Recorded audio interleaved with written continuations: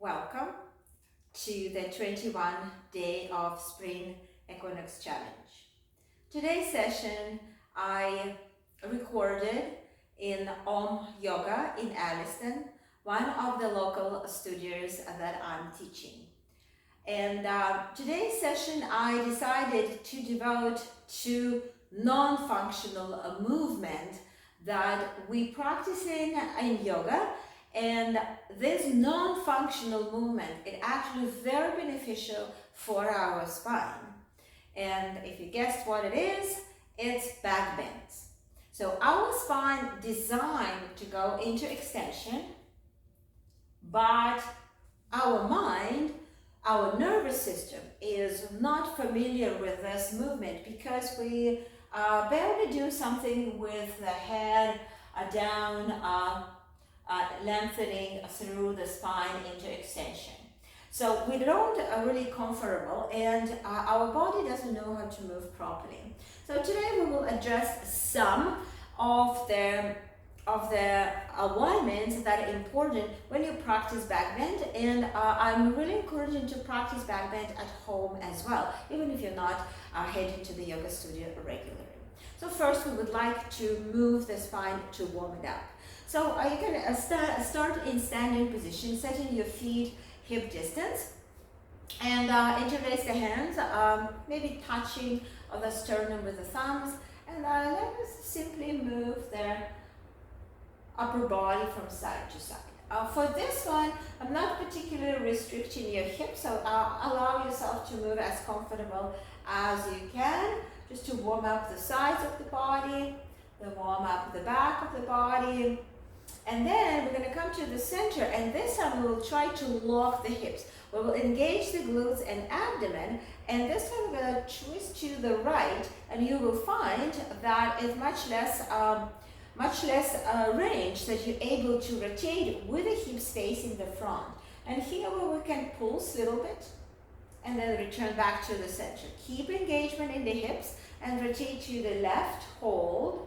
Just check how far you can actually rotate from thoracic spine, from the upper back, maybe pulse here as well. And then return back to the center. This time we're going to press the palms to the chest, and we'll only move the upper back. So move your head with you. So think of the curve, move your head with you. It might be a little bit uncomfortable. You can see how I want to hold my head this way, and I need to force it. So get your neck move with you, but don't move your hips yet.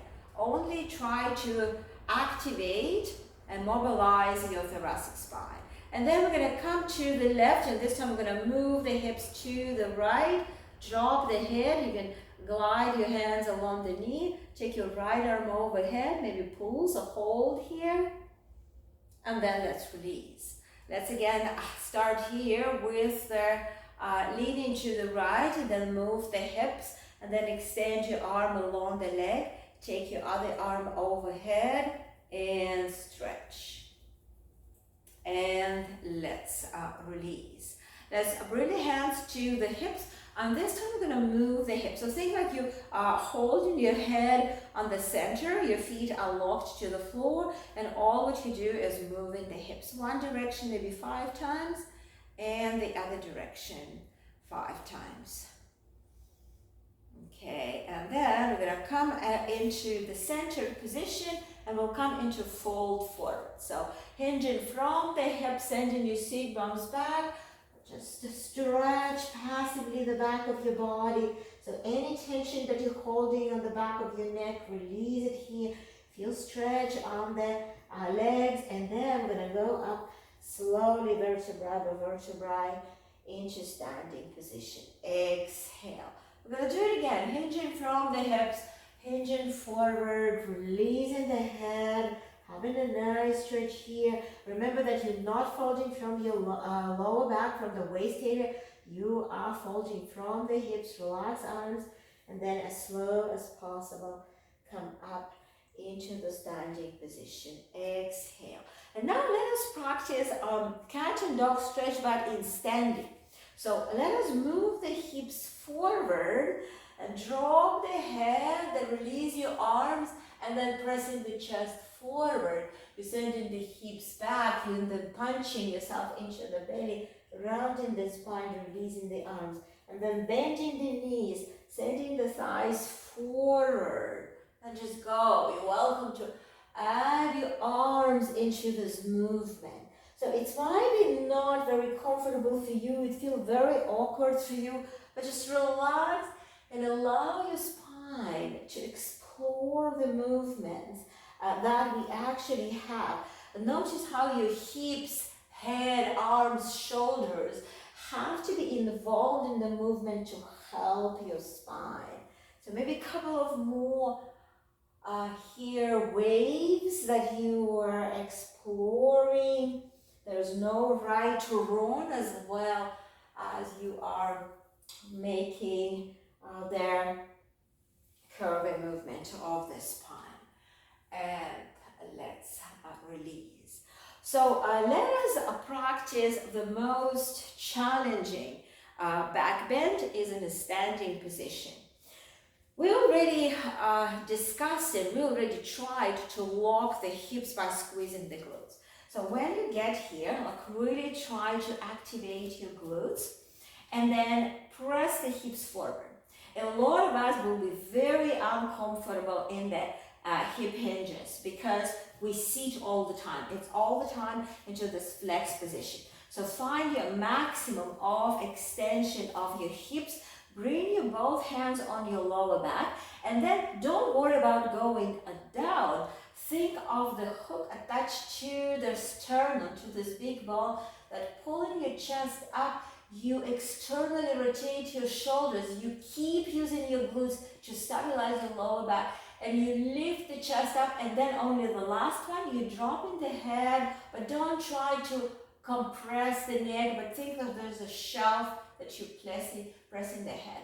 And that feels great stretch for the front of the body. And let's exhale. We will go into progression, but if it's enough for you just to have your hands on the lower back, stay there. So start by engaging your glutes, pressing the hips forward, opening the chest, and we're going to bring the left forearm to support, and we'll take the right arm like you're trying to reach the ceiling. And then as you think of you reach the ceiling, you start pushing the palm backward, opening the chest. And again, it feels how the chest going up rather than collapsing to your lower back. Don't jam your lower back. Think of a stretch of the front of the body. And release. You're more than welcome not to use the arm if it's too much for you. Bring your right hand to your lower back. Squeeze your glutes. Think of reaching to the ceiling and then going into the back bend. Keep glutes really strong. Opening the chest and then exhale. Release the arm down. Take a rest here. Maybe moving from side to side. We're not going to go into the contour pose yet because we're going to do more back bend. But we actually come into the downward dog. So set your hands shoulder width apart, bend your knees, bring the head between the arms. That's going to feel like you're releasing the lower back from their extension. Take a moment here, get the traction from the spine. So traction means that you're just taking the spine into upside down position. Feels really great here. Taking the breath. And then we're going to drop the knees down to the floor and coming into tabletop position where we will try to articulate the spinal movements again. Going one more time into the cat and dog stretch. Why it's different from the standing? Because now your hands and knees are what calls locked position. They are on the floor, and your movements are isolated just from the spinal movements. A bit of course, pelvis, because pelvis is the end, the bottom of the spine, so you need to use the pelvis and you need to use the head because it's sit on our neck. And feel how you also helping your thoracic spine into this, those articulations by moving the shoulder blades. And then we'll stop and just move the knees a little bit further back. Send your hips back, but don't drop the hips to the heels. Keep them high and walk your hands forward as far as it feels comfortable to bring the forehead down on the floor. And try to keep your elbows off the floor. Try to keep your elbows straight. Some of you will not be able to bring the forehead down on the floor. That's okay. Keep the head between the arms, exactly how you practice in the child pose, but then try to drop the chest down. So you're feeling opening in your shoulders, but that's forcing the thoracic spine again to come into extension. Right now, just feel a bit of a click in my thoracic spine as I force it here. And that's called the locked position. That's why for some of us, it's again a bit more challenging. Keep your hips high.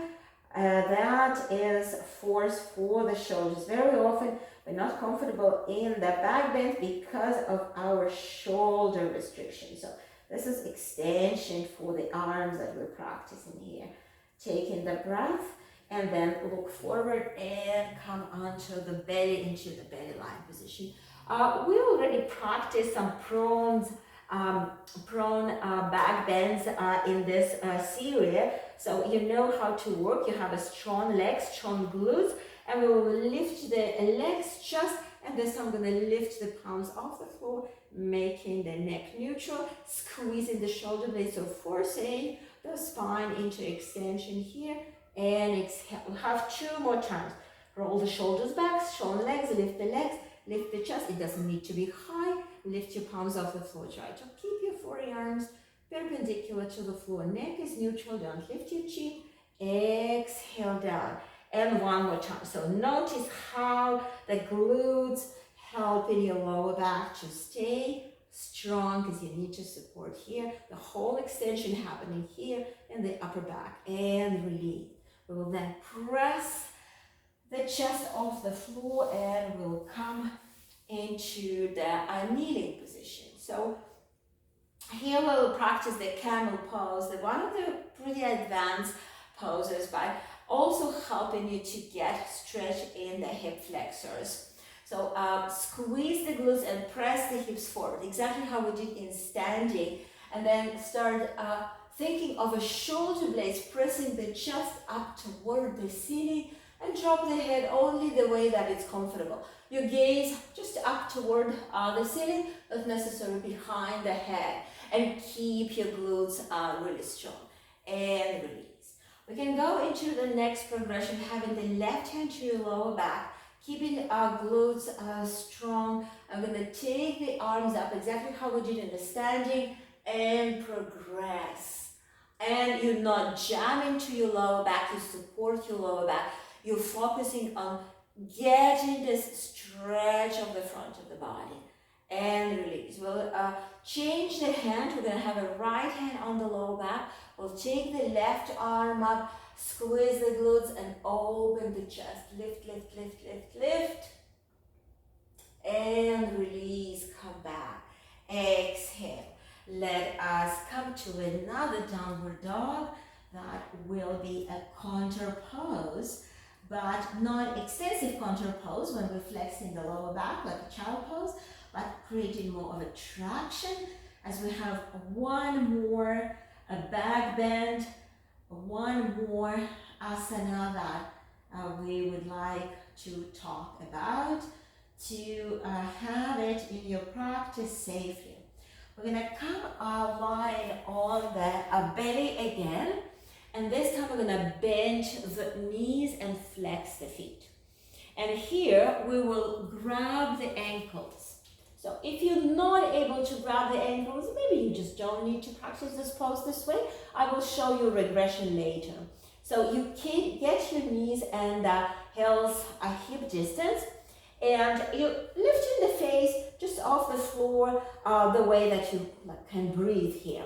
And here, instead of thinking of taking the head back and heels up, think of pressing your shins away, pulling your arms back, and then lifting the knees a little bit. You feel tremendous stretch in your quads, and you're not jamming your neck, and you're not jamming your lower back, because you're using your glutes and just pull yourself up, and pull yourself, and pull yourself with your shins, and rest. exhale. So that's a pretty extreme back bend. You might not be able to practice. Then I will invite you to practice the regression by flexing the feet and having the hands in front like we go into cobra.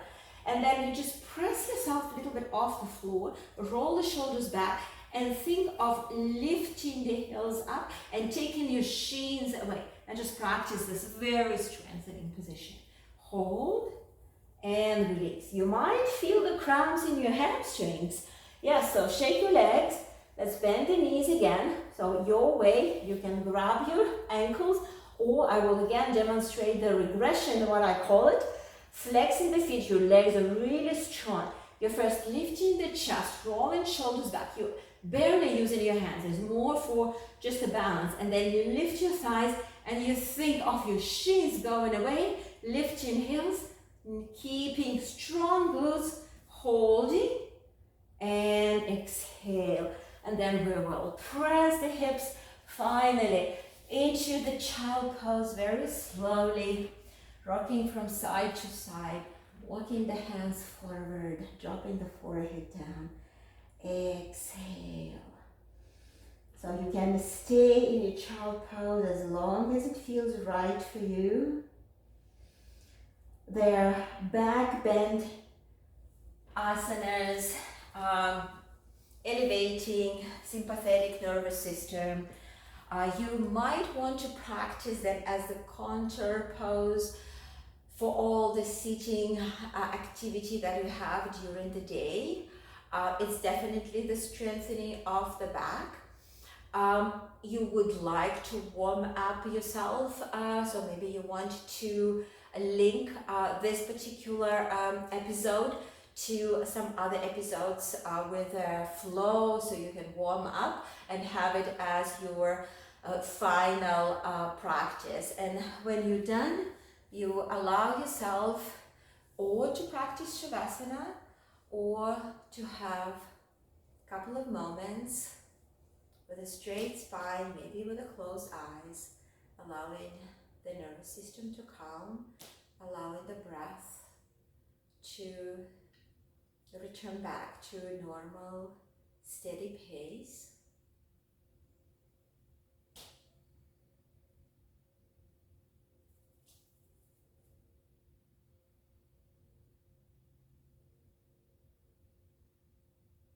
And I would like to thank you all for joining me today. Namaste.